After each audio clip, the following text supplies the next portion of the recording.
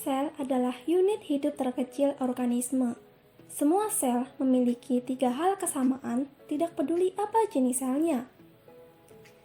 Semua sel memiliki membran sel yang memisahkan bagian dalam sel dari lingkungannya.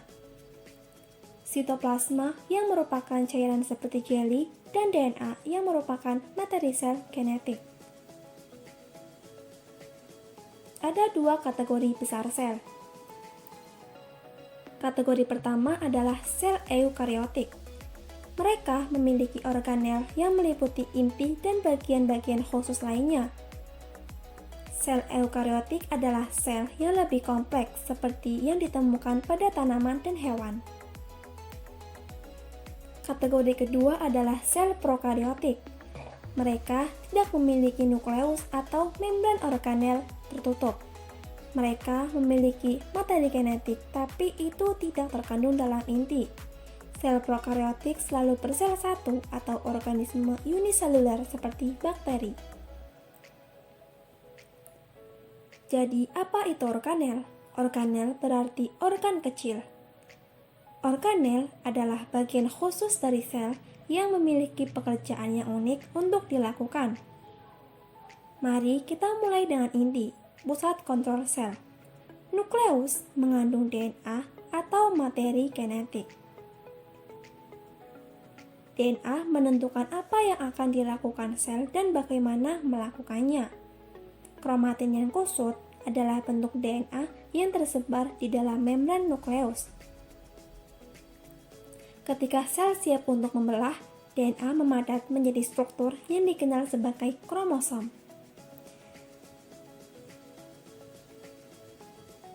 Nukleus juga mengandung sebuah nukleolus yang merupakan struktur di mana ribosom dibuat.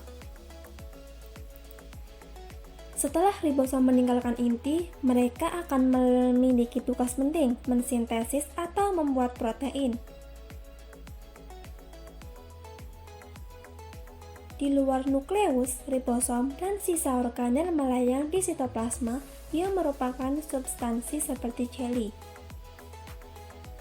Ribosom dapat berkeliaran bebas di sitoplasma atau melekat pada retikulum endoplasma, kadang-kadang disingkat RE.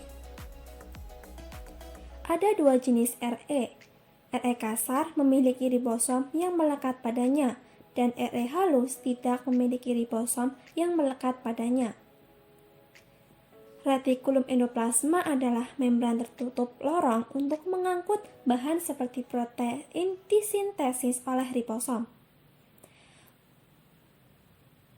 Protein dan bahan lainnya muncul dari retikulum endoplasma di vesikula kecil di mana aparatus Golgi, kadang-kadang disebut badan Golgi. Protein bergerak melalui badan Golgi. Mereka diubah menjadi bentuk yang sel dapat digunakan. Badan Golgi ini melakukannya dengan melipat protein menjadi bentuk yang dapat digunakan, atau menambah bagian lain pada mereka seperti lipid atau karbohidrat. Vakuola adalah struktur seperti kantung yang menyimpan bahan yang berbeda. Di sini, di tanaman ini, sel vakuola sentral menyimpan air. Kembali ke sel hewan, Anda akan melihat organel yang disebut lisosom. Lisosom adalah pengumpulan sampah yang mengambil bagian sel yang rusak. Mereka penuh dengan enzim yang memecah puing-puing seluler ini. Mitokondria adalah organel yang merupakan pembangkit tenaga listrik untuk kedua hewan dan tumbuhan sel. Selama proses yang disebut respirasi seluler, mitokondria membuat molekul ATP yang menyediakan energi untuk semua kegiatan sel. Sel-sel yang membutuhkan lebih banyak energi memiliki lebih banyak mitokondria. Sementara sel mempertahankan bentuknya menggunakan sitoskeleton.